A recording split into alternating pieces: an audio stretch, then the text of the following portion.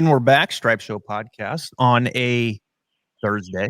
I'm your host, Travis Fulton. Thank you for tuning in. Usually Thursday is, as you know, instruction. We have a top teacher on. We look at video. We break it all down. And, well, this week, we'll do a little bit of that. We're going to look at this guy's swing here in a little bit. We had his coach on a few weeks ago, which was well received. Brian Kriegham, top young coach, coming on, and we were looking at this guy's swing, showing you all of the improvement that he's been making and talking about his sick putting stroke, which I've got some questions about that as we get into it. We appreciate his time here on a Thursday. Denny McCarthy, thank you for being here, sir. Yeah, thanks for thanks for having me on. I listened to your podcast with my coach Brian, and a lot of good stuff in there. And you guys can probably see why I trust Brian a lot with a lot of things golf related. So looking forward to diving into some of these topics. My golf swing, golf game. I'm excited, obviously, about the improvements I've made over the last few years, and excited to share some things about it with you. Yeah, Denny, you've always been, let's face it, one of the best putters in the world. I mean, I don't care what tour on. I mean, you have been a top putter on the PGA Tour back-to-back years, I believe. You were the strokes gained putting number one. So that's always been a strength. But as I've watched your game since coming out on the PGA Tour, you can see some of the development in your ball striking, and I even think from a short game standpoint. So we'll get to that a little later in the podcast. I've got some video that we'll put up, and we'll shed some light on that as we did with Brian. But I'm curious. It's an off week for you. You've got an elevated event next week. I appreciate you tuning in. I'm sure you're trying to get away from golf, but share with my viewers an off week for Denny McCarthy. How much golf? How much non-golf? What's it look like? A lot of non-golf over the last year or two. I feel like I've just played so much golf. A lot of big, stressful, hard golf courses we play, and so the more I come back home for an off week, the less golf I feel like I've started to play over the last few years. But I still like to. It depends if I have one off week or two off weeks. I was pretty tired after Hilton Head and Zurich back-to-back weeks. Mm-hmm. I did something light with Brian yesterday morning just for a few hours. That was the first time I touched a club. Not touching one today. Usually I like to get in the gym though, and maintain strength and work on the motions of the swing, things that I'm working on in my swing. I like to simulate those in the gym, even though may not touch a club that day, to just kind of keep those patterns feeling the same way. And the off weeks, I mean, we play so much golf. I mean, I travel 30 weeks a year, and wow. I think I realized that a couple of years ago, and maybe that's why I don't play as much golf in the off weeks now. But if I have two off weeks, I like to take a majority of that first week off and get back into it maybe on that first weekend. Mm-hmm. You just need a little time off. You need a little break. And that way it gets me excited to kind of get back into it. I feel refreshed. My body feels recovered, energized to get back into it. This week, I only have 1 week off. I haven't done much the last few days. I mentioned just working with Brian for a few hours. I'm actually flying. I'm in Jupiter, Florida right now, but I'm flying home to Maryland for the weekend where I'm from. Mm-hmm. And it'll be good to see some old friends, my brother, bunch of guys I grew up with at the club that we grew up at in Maryland. And so I'll play a few rounds at my home club that I grew up at, and head to Charlotte after the weekend. So there's something about that, and they're like going back to the course that you grew up on. In fact, I'm going to be doing that in a few weeks. My course is up in northern Idaho. It's a little 9-hole course called Pinehurst, and there's just something about like going back to the course when you were young that is so refreshing in some, even though you're playing golf, it kind of re-energizes you in a weird way. Is that true for you? For sure. It's, I call it, we joke, we call it the home of golf, but it really is like my second home. Like that place was, we had so many juniors, and the club and the membership, they were so friendly towards juniors. So there was a bunch of us always running around in the summers, and I love getting back there to play it. Mhm. It's probably my favorite golf course just because I just grew up there. I love it so much. It's called Argyle Country Club. Small little course. Yep. And it's a really, really fun course to play. It's where I learned how to play the game of golf. It's not overly difficult by any means, but a lot of, back to front, slopey Poana greens, and a lot of creative shots. I learned how to be creative and play golf and score the golf ball. And that's how I've always been. I've never Yeah. been mechanical. I've never really been too meticulous with my technique. I've always been a good little athlete. I'm a fierce competitor. So I was always just hit it, go find it, hit it again, find the quickest way to get it in the hole. And that's what Mhm. this place, Argyle Country Club, taught me. And it's funny. I've shot 60 2 or 3 times there. It's a par 71. And every time I go back to play it, I'm basically teeing it up, trying to shoot 59 or better. And it's a fun little challenge Yeah. because it gets the juices flowing and gets me engaged as if it were a tournament round very early, which sometimes if you're going to play a fun round for buddies, like, you don't, I typically, if I'm just playing for fun or not really playing for anything and it's just a social round, I don't play my best golf. But when I have the mindset that I'm going to get into this round today, which, going there and trying to shoot 59 does for me, like I play much better golf. And that's why I think you didn't even ask about this, but that's why I like playing in the big events so much. It's like, it just has a little bit of an elevated, I know it has elevated in the title, but it has a little bit of an elevated feel to it where like, I feel like I'm playing in a major championship and my mind is ready to go. And it makes me want to play my best golf. So I'm looking forward to going back this weekend to try and shoot 59. Wow. It hasn't happened, but every time I go back, I feel like it is going to happen and it's going to be a huge scene at the club and I will get to celebrate with everyone. So maybe this weekend's the weekend.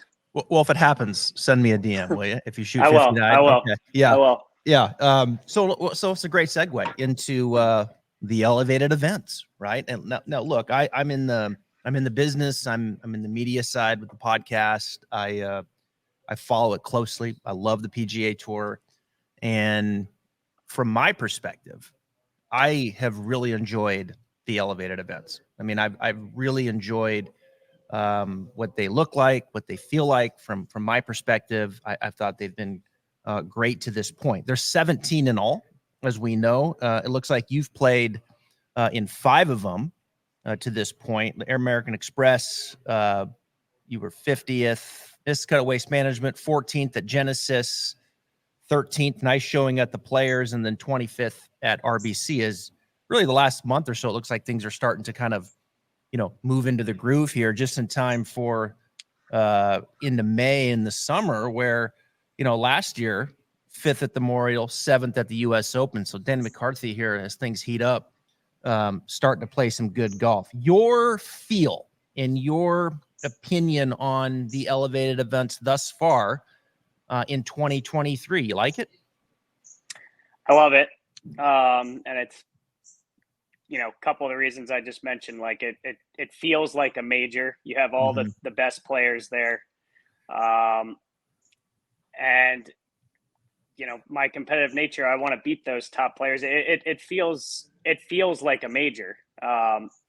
But on venues that, might not so big as a US Open, not, it doesn't have these, I've never been to Augusta and hoping to change that obviously soon, but, Hilton Head's a great place. That was one of my favorite regular season events before it became an elevated event. And then you add the top players, you throw a handful more people in the crowds, and it's just a really, really cool buzz.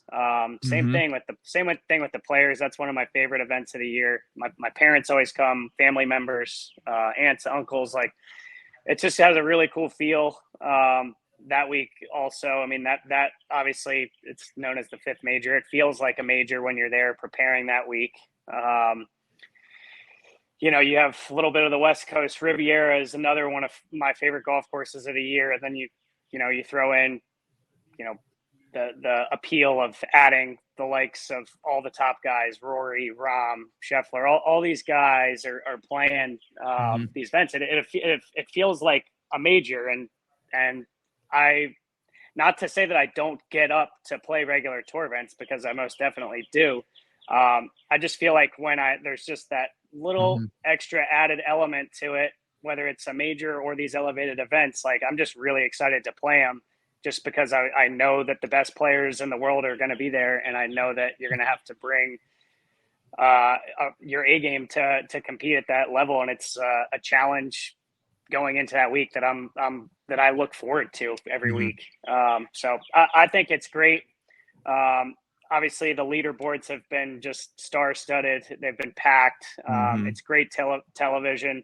It's also cool when you see a couple other guys that you might not expect mixed in with those top guys, and I think that adds another really cool aspect to it. So I think they've played out great so far, and I'm looking forward to those events and all other events really the rest of the year. So you look at in the next year, right? 2024, the top 50 from the FedEx will be in all of the elevated events. You're currently 47th, and I'm sure looking to improve upon that, become years in, maybe with another win, to your point, get into next year's Masters, start checking off all the boxes this year, while you're at it. And so you've got that, and then you've got other then players can play in, right? They'll have the opportunity to play into elevated events. There's still some questions that need to be answered, it sounds like, with how many are going to be no cut events, those types of things.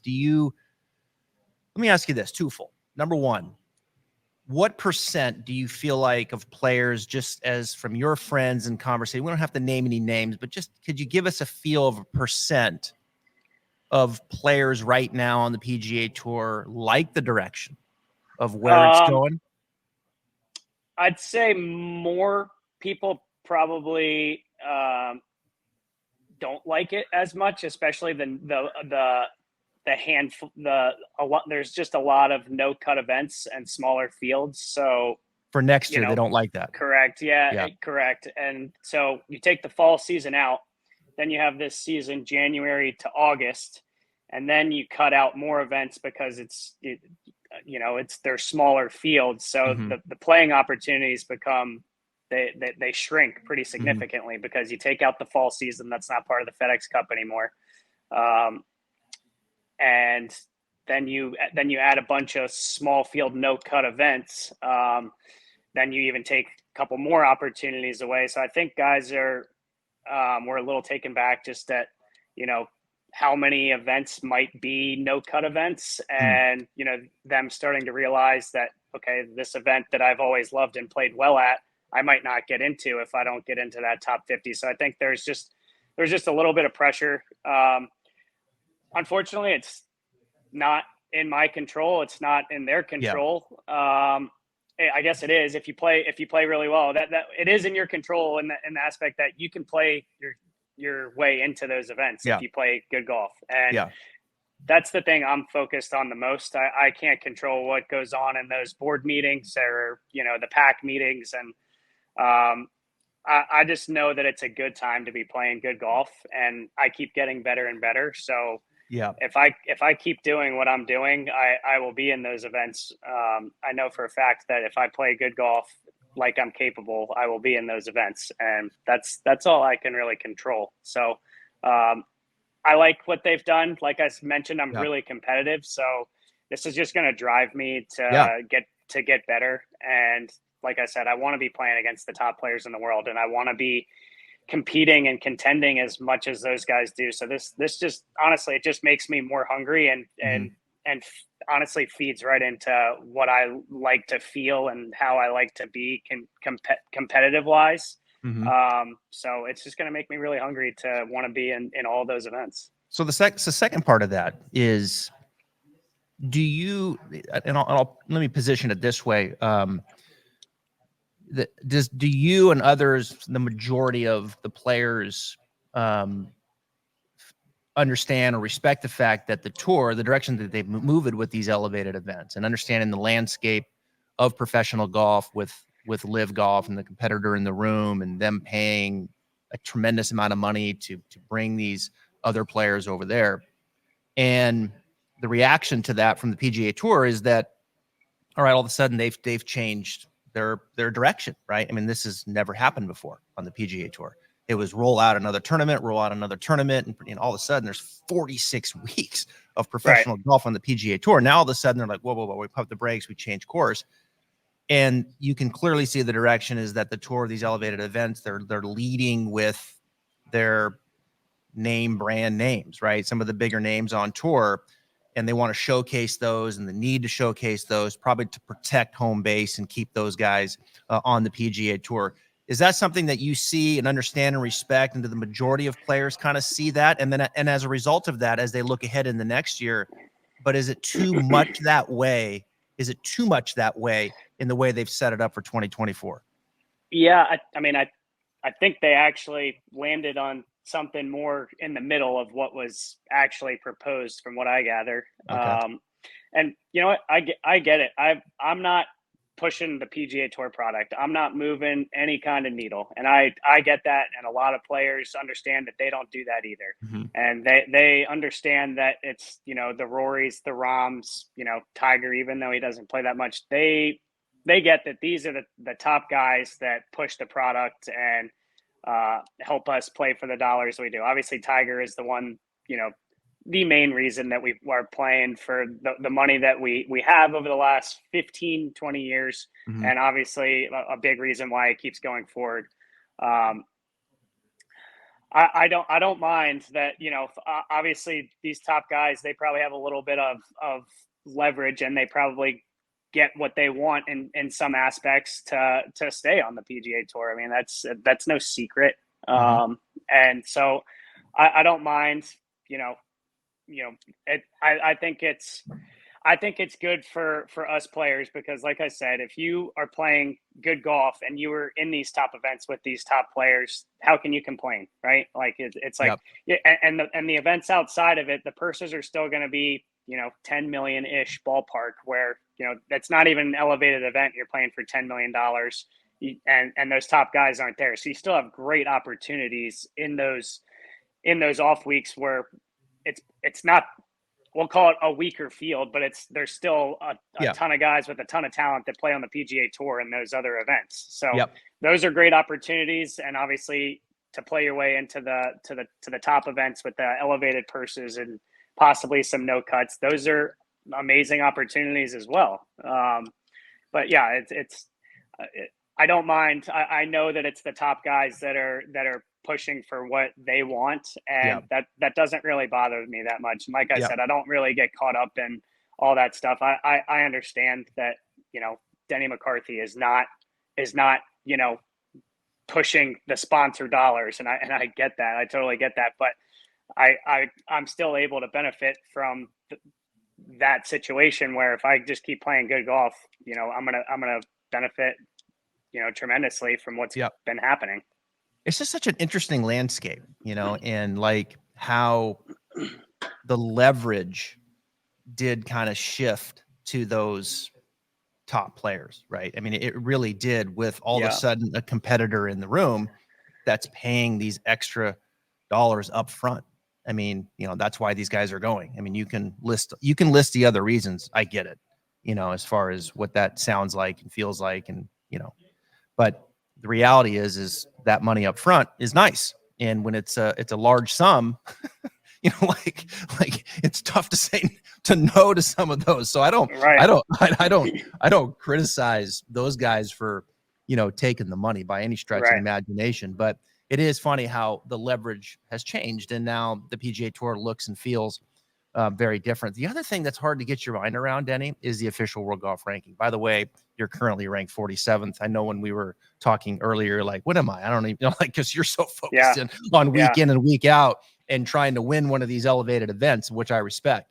But I honestly, man, I think about this stuff so much, probably too much. I feel like that Liv should get some. How many? I don't know. I really don't. Do you ever think about this official World Golf Rankings, and should these guys get? Because look, Bryson in Singapore yesterday, he said the official world golf rankings are not accurate anymore. And as much as it pains me to say this, Bryson's probably right. But I don't know how you filter through it. I really don't. 54 holes, no cuts, 48 guys. It feels like an exhibition to me. I don't know. I don't know how you do it. Yeah, I don't. I definitely don't pay attention to it as closely as it sounds like you do. Good for you, Denny. Good for you. Like you said, I don't even know what when you asked before we came on, I had no idea what I even was. I mean, last time I checked was probably over a month ago when I was on the bubble of getting into the Masters for that top 50 cutoff. But yeah, is he right? He's probably right. But that's they knew that when they were making this decision. You know what I mean? Like they knew exactly what the process was going to be like. They knew it was going to maybe be a 6 months, year, couple years, could be couple. Who knows? That was their choice. That was their decision to they wanted to take all that money up front and go play golf that really doesn't have much meaning, like you mentioned. I mean, it's 54 holes. From what I understand, you need to have 72 holes to have world ranking points. I don't really follow any of the world, like what the qualifications are. I just know that's one of them. But they knew what they were getting themselves into when they got into this whole process. So it's. I mean, yeah. Should some of those guys' world rankings be higher or lower, whatever you want to call it? Yeah, probably. But that's what they signed up for. So I don't really have much else to say. But no. I'm with you. It's hard to say exactly because like you're entering into something that doesn't check all the boxes in the way the current official world golf rankings set up.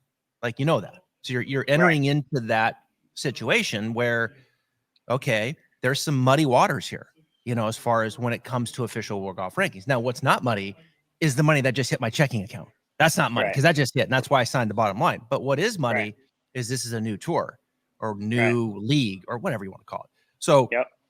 So there's going to be a process in place that is going to take some time, to your point. So I don't have any sympathy for that. Now, with that said, I think long term, look, the professional golf landscape has changed, and if something doesn't change in time, that seems a little ridiculous that Taylor Gooch and Dustin Johnson and these guys are not going to get some points for their play.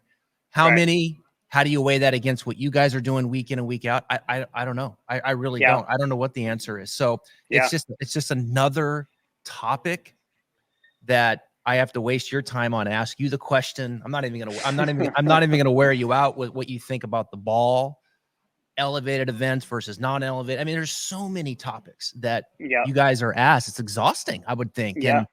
And so we'll have to see how that plays out from that standpoint.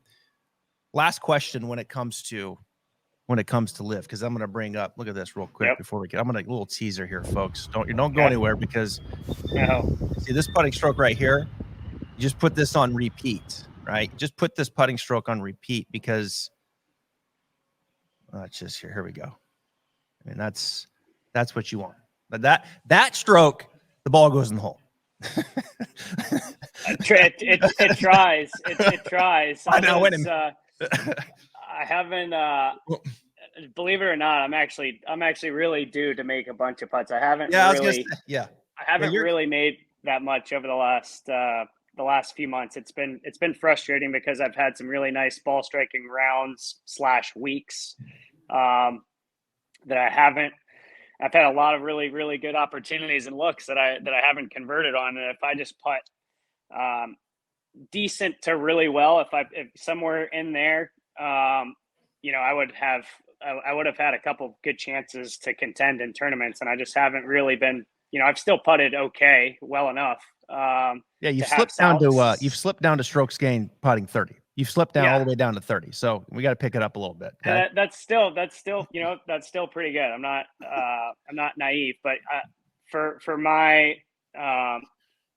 capabilities, I know that it's hard to make every putt that, every look you have when you hit on the green to 12 feet for birdie. I understand that, but I haven't really, I haven't hit to the best of my capabilities over the last month or two, but it doesn't mean I'm not putting well. I still feel like I am putting well. I've touched hole a lot. I've lipped out a lot. I just haven't quite found the hole as often as I would have liked over the last couple of months. But that's okay, because I know that if I'm not making many putts and still finishing 10th, 15th, 20th, that obviously means I've made some really good strides in other places in my game. Before we look at the swing, last thing on professional golf as a whole. Yep. So Greg Norman's out there. He's saying that there's another group of names ready to go. You believe him? Do you hear? Are these rumors? Are there rumors in the locker room like other guys? Hasn't he been saying that for years? Anybody coming up to Denny McCarthy is saying, "Dude, I'm thinking about leaving." No, I literally haven't heard anything.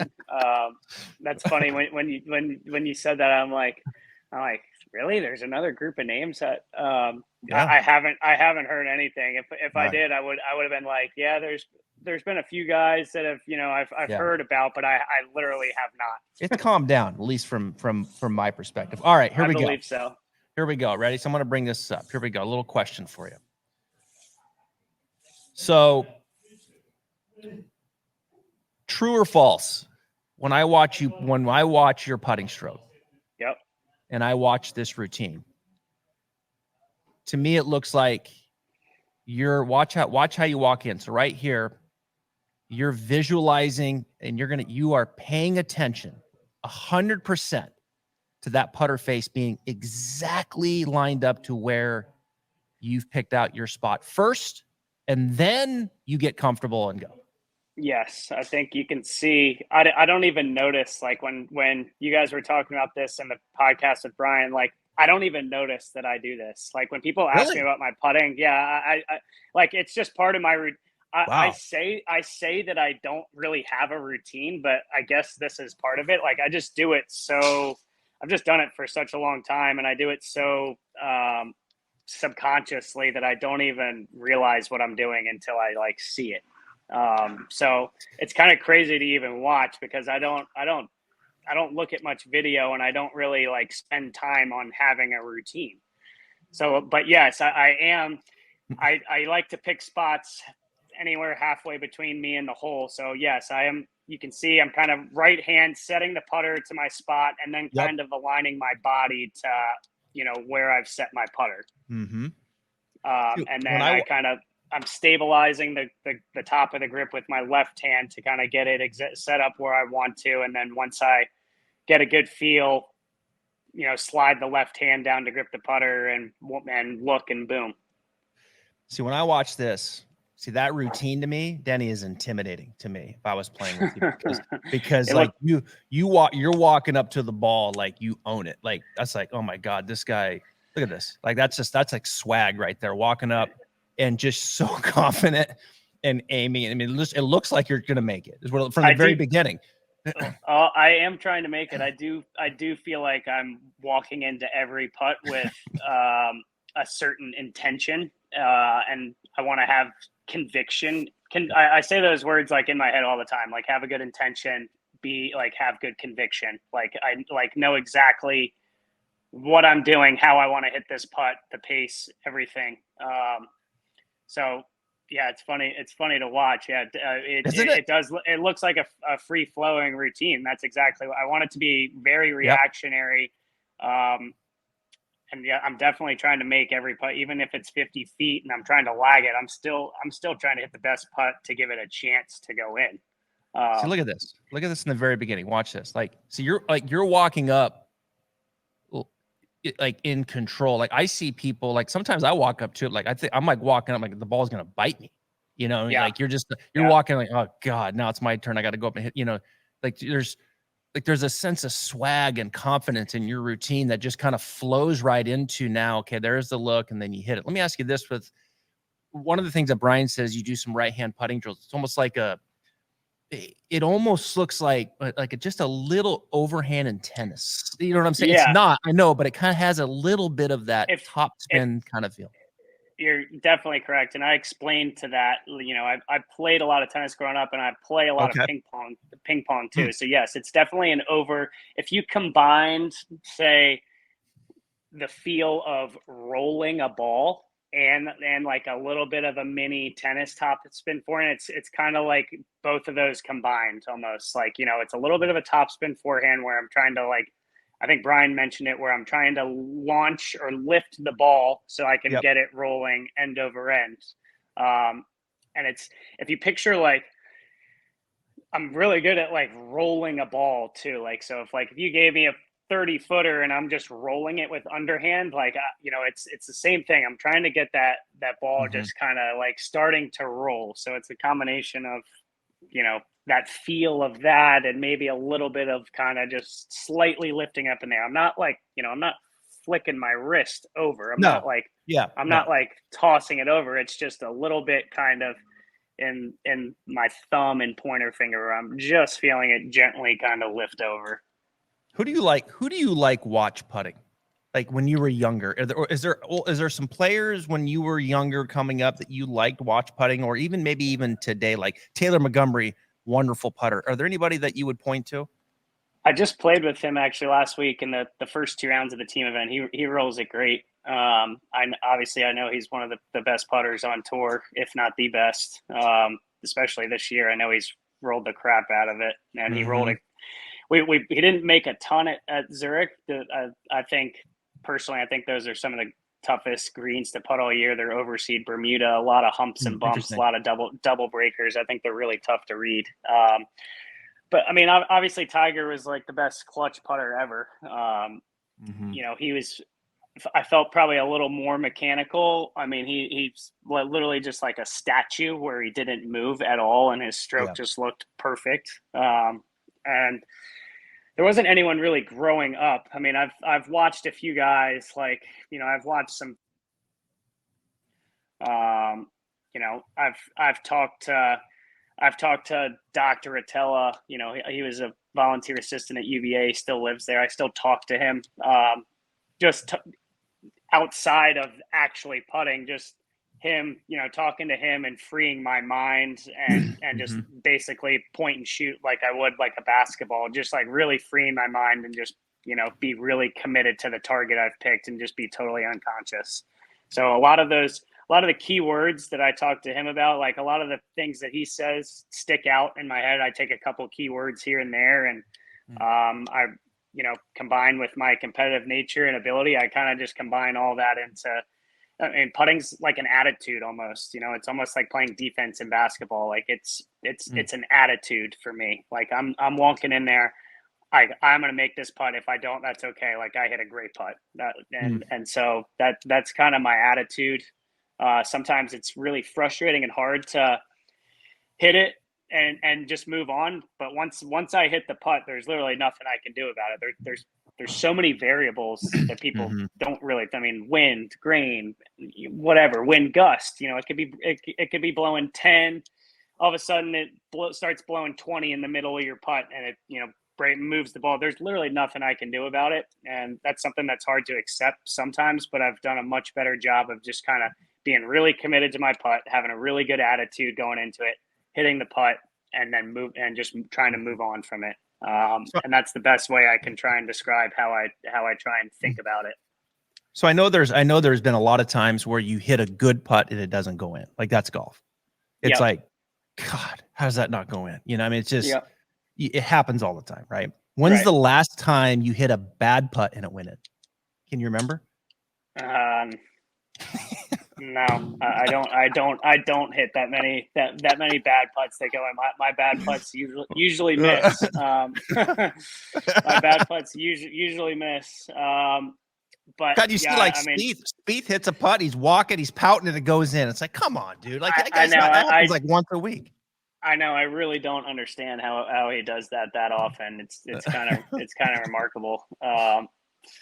And my partner Joel Damon last week, he did that a handful of times, and he almost made a couple of them. But I guess he knows. I guess he's used to doing that. He hit a couple putts. He literally hit it, and as soon as he hit it, he started talking and walking. And I'm like, dude, you were like talking before you even hit the ball. Like you just give it a chance at least. See Joel. I've known Joel for a long time in his caddy Gino. He's a North Idaho guy too. Eastern Washington. So where I went to college, at Lewis and Clark is where he grew up. So the Lewiston, Yep. Idaho, Clarkston, Washington, right there. That's where I started my teaching right there.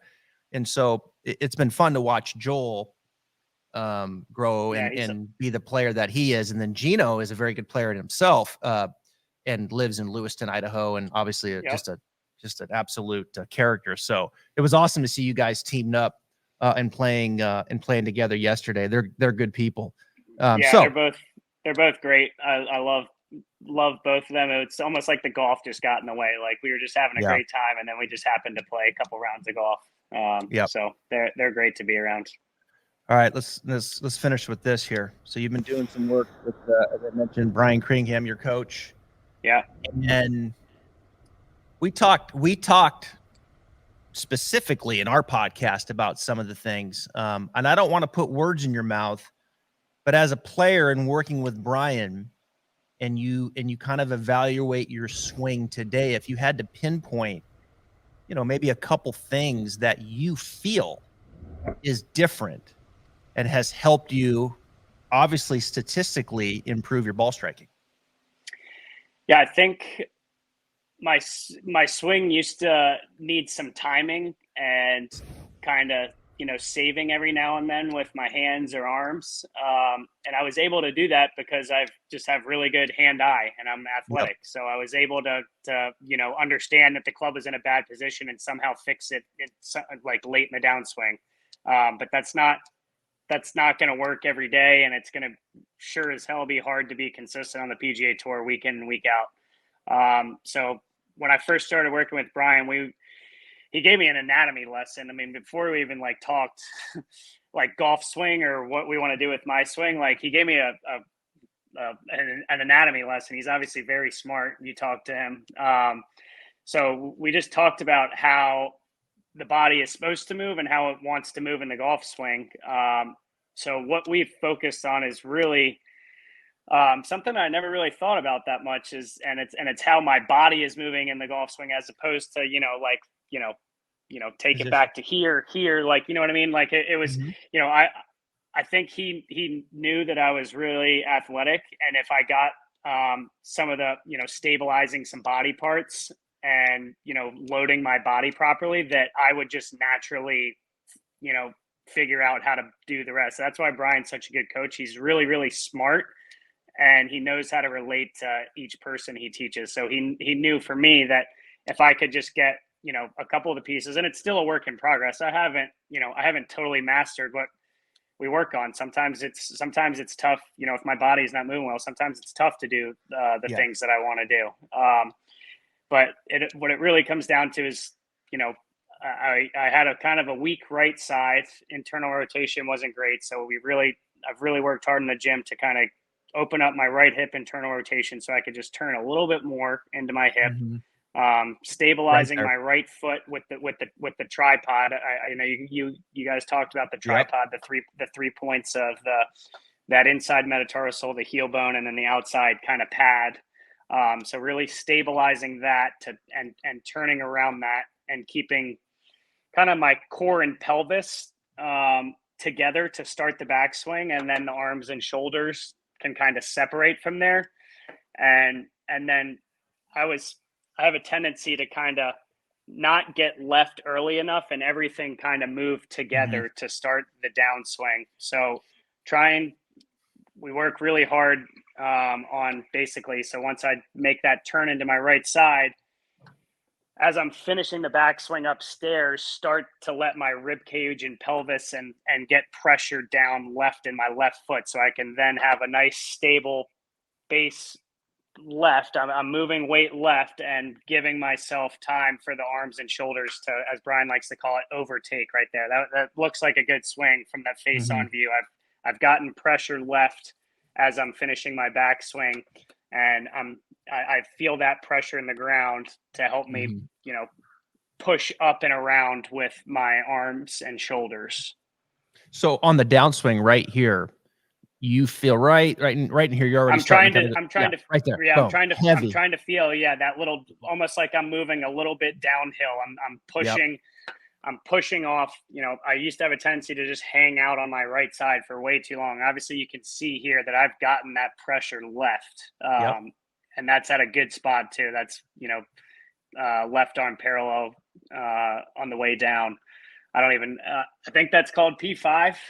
Yep. Yeah. It might be. Oh, that's a good Yeah, it might checkpoint. be P6. Yeah, that's the technical term. I don't really. Yep. That's why I wasn't even really sure when I said P5. But yeah, just it's nice because I'm very feel oriented. So sometimes the feel that I had for a couple weeks doesn't work. Maybe a month or two down the road. Like sometimes Mm-hmm. that magic feel or thought sometimes only lasts for a couple months, and that's why I like Brian so much. He's always throwing things that okay, that stuck to me. That thing that you just showed me. I'm a very visual learner too, so when we do things, he gives me demonstrations, and the visuals of it really help me. Mm-hmm. So sometimes it's words, most of the times it's feels or displays that he's given me, and I can take that and kind of formulate my own little feel with it. Yeah, it's interesting. We're talking to one of the best players in the world here, but these are things that you can show a mid-handicap player too. Like when I look at your swing, Danny, and I've looked at it over the years, like you're talking about those three, the tripod and the foot, and feeling that as you internally rotate a little bit. It looks like when that right hip now is climbed, the right side of your pelvis looks a little bit higher now. Like you've kind of loaded a little bit more. The right side of your pelvis has gotten a bit higher. And then with that inclination, it's easier for you to kind of fall downhill, where now you can get into that left foot right there earlier, where Definitely. maybe before, like the right side wasn't quite as high, maybe the hips were a bit more level, and then you would maybe tend to want to spin away and not get to the left foot. But like you said, you're a world-class athlete, so you can make it work. So and Yeah. now you're working a little more up on that inclination, and now you can kind of fall heavier left. And I would imagine once you get to this point, Denny, like you could just feel like you're plugged in. Now you can just push up and turn. Yeah, and this looks like, when I'm swinging like this, when everything feels really nice, and when I'm covering the ball, I feel like I can. It's easy for me to draw it a couple yards, and it's easy for me to hold its Mm-hmm. line or cut it a few yards. Like I just feel really way more efficient than I used to be. Like even though like I'm not the biggest, strongest kid, I do feel powerful like with this, and that's what Brian is. He's gotten the most out of. How my body moves, and he's explained it to me in a really good way. And I still think I can get a lot better. I still think I can get stronger and maybe gain a few miles per hour swing speed. I don't go like speed chasing, but I do think the more I get in the gym, the more I grasp this stuff, I'll just naturally pick up a few miles an hour, maybe here or there. That's the hope. Yeah.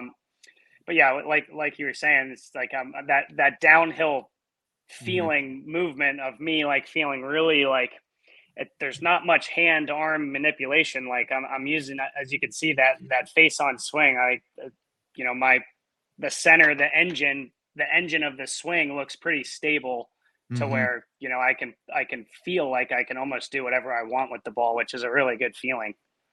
Yeah, I love it, man. I even mentioned to Brian, and we were talking like, as you've kind of stretched that right hip, like your left arm's gotten a little deeper, which I think's good. Like you've gotten it's just kind of a credit to that turn and that wind up, and and it just that your club in transition just pitches back so perfectly, and you look like you just got that little piston going now. That right side goes up, you can fall and just turn and hit it. And what's cool about it, like when you show it to people, I think you make a good point. You feel like you can do it more. It feels almost endless, right? It almost feels like you can stretch it like more. It's like this rubber band. I'm gonna pull it back a little bit more, and then I'm gonna go. And so you can go to the well. You go to the well, and it's so strong. And so I love it, man. I love how you're articulating in the field. It's good stuff. For I think most people that are listening, man, I'm telling you, like this is something it's achievable for everybody. Yeah, and I think the stuff that I've done in the gym as well really helps. Like I go in the gym, 20, 30 minutes before every round now, and I have a good little routine warm up. So I already feel loose when I'm going to the range, which I think is key. I've already trained some of those patterns in the gym. And then I go right out. I putt first, but I'm loose and warm to where, like, my body's moving. I can't just go. I used to be able to do it. I can't just go straight out of the car and go to the tee anymore. I'm not going to hit it good. My body's not going to move well. You know what I mean? Like, I don't just because Brian and I have worked on this. It doesn't mean I can just sit here and talk to you for an hour and then just go straight to the course. Like, I need to do something to warm my body up and train some of those motions so I can move properly. If I just were to go straight from here to the golf course, I'm not going to move well. it's just I'm 30. That's not that old, but I feel playing 7 years of professional golf. I do feel a little older than I used to, but I spend a lot of time training that motion and working on flexibility, mobility to be able to do that as consistently as possible day in and day out. Wow. Good stuff, Denny. Man, I've been following you. I love where you're going. I think I'm not putting any pressure on you, but I think a win's coming. I'm not putting any pressure. I'm just saying that I'm cheering for you. It's around the corner at some point. It's frustrating because I've all my buddies, everyone, a lot of people around me have won, and I really want to win too. I'm a very fierce competitor, and if I just keep doing the same thing, stick to this process. You're on the right track. Exactly. Putter comes around 1 week, and boom, I'll knock the door down, and hopefully many more after that. Denny McCarthy, appreciate your time, man, here on the Stripe Show. Enjoy going home, and best of luck next week, Elevated event in Charlotte. Thanks, Travis. Appreciate you having me on. I'll let you know if I shoot 59. Yeah, too. I want to be the first. I want to be the first one you DM. I'll let you know. Thanks for having me on. Thanks, Danny. Appreciate it.